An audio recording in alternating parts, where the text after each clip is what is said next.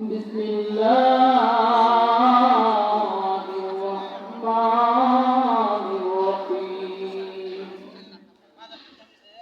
إن الله وملائكته يصلون على النبي يا أيها الذين آمنوا صلوا عليه وسلموا تسليما اللهم صل على سيدنا مولانا محمد وعلى آل سيدنا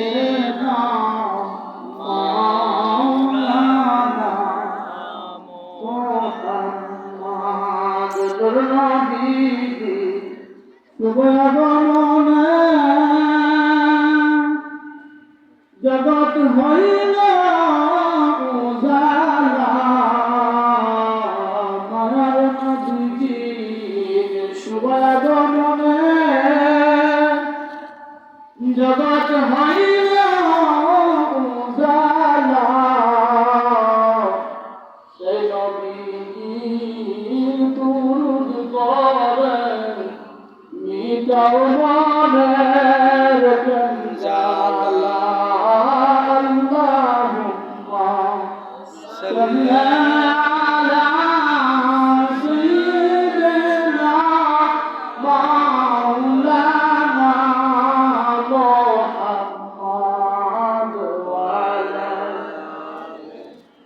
সাইয়্যিদিনা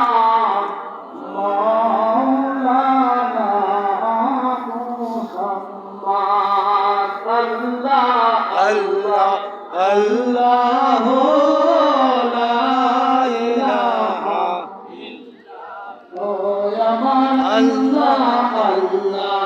الله الله لا إله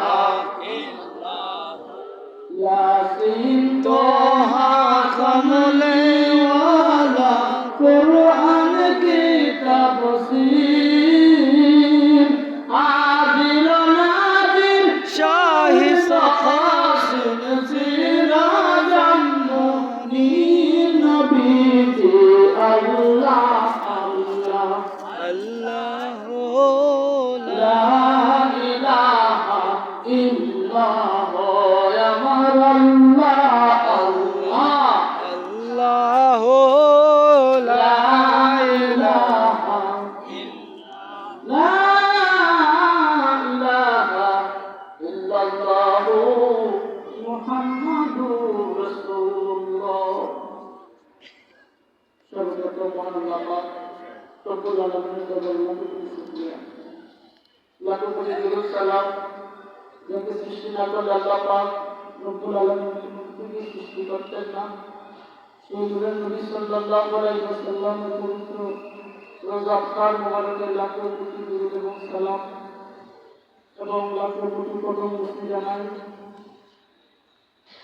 বর্তমান জামানার যিনি মহান মুজাদ্দিদ আল্লামা শাহ সুফি খাজা বাবা ফরিদ কালকি কেবলার পবিত্র প্রথম মুবারকে আওলাদে মুর্শিদ আলহাজ আল্লামা শাহ সুফি খাজা মজবাউল মুতাবাররিন জলওয়ার প্রথম মুবারকে লাখো কোটি কদম মুসলিম উপস্থিত আজকের সম্মানিত আশেকাম জাকেরান পর্দানশী মা বোনেরা আসসালামু আলাইকুম ওয়া রাহমাতুল্লাহি ওয়া বারাকাতুহু ওয়া আলাইকুম আসসালাম ভাই আমার আল্লাহ পাক রব্বুল আলামিন পবিত্র কোরআনুল কারীমের মধ্যে ঘোষণা করেন ইয়া আইয়ুহাল্লাযীনা আমানু তাকুল্লাহ ওয়া কুনু মা'আস-সাদিকিন আল্লাহ পাক রব্বুল আলামিন বলেন ও দুনিয়ার মানুষ ও দুনিয়ার ইমানদারেরা তোমরা যদি আমি আল্লাহর নৈকট্য হাসিল করতে চাও, তোমরা যদি আমি আল্লাহকে খুশি করতে চাও, রাজি করতে চাও, ফাকুনু মা'আস-সাদিকিন তার জন্য তোমরা আমার প্রতিদিন বন্ধনের সঙ্গে হয়ে যাও। চিৎকার মেরে বল সুবহানাল্লাহ। আল্লাহ পাক রব্বুল আলামিন দুনিয়ার মধ্যে সাদিকিন বান্দাদের সঙ্গে হওয়ার কথা বলেছেন।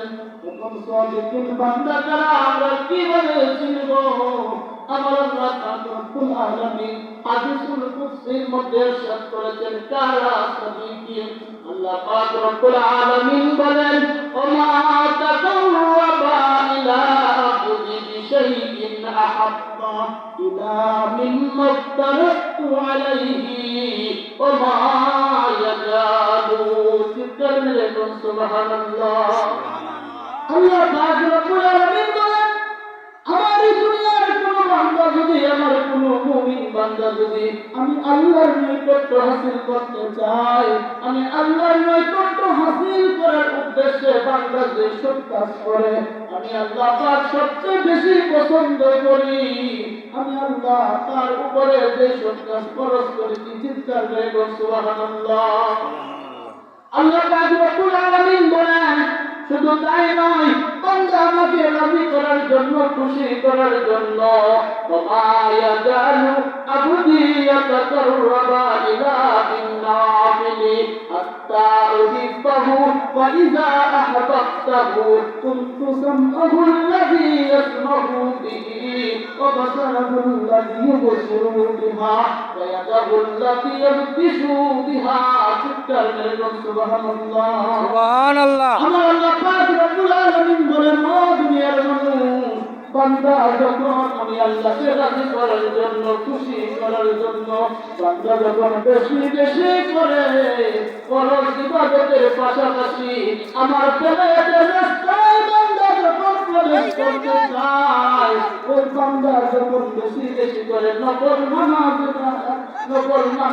বান্দা যখন বেশি বেশি করে আদায় করতে থাকে, আমার আল্লাহ পাক রব্বুল আলামিন বলেন, উহিব্বাহু, আমি আল্লাহ তখন তাকে ভালোবাসি। চিৎকার করে বলুন সুবহানাল্লাহ। সুবহানাল্লাহ।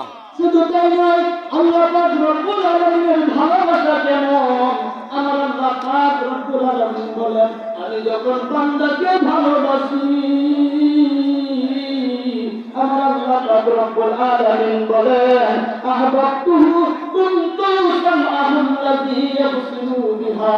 আর আমি যখন আমার ওই বান্দাকে ভালোবাসি গো, আমি আল্লাহ তখন ওই বান্দার হাত ধরে যাই। সুবহানাল্লাহ। সুবহানাল্লাহ। শুধু কি তাই, আল্লাহ পাক রব্বুল আলামিন বলেন, কুনতু সামআহু আল্লাযী ইয়াবসিরু বিহা ওয়া ইয়াদাহু আল্লাতী ইয়াবতিশু বিহা ওয়া রিজলাহু আল্লাতী ইয়াবতিশু বিহা। আল্লাহ পাক রব্বুল আলামিন বলেন, আমি ওই বান্দার কান হয়ে যাই, যা দিয়ে আমার ওই বান্দা শুনতে পায়। আমি ওই বান্দার হাত হয়ে যাই, যে হাত দিয়া আমার বান্দা চলে।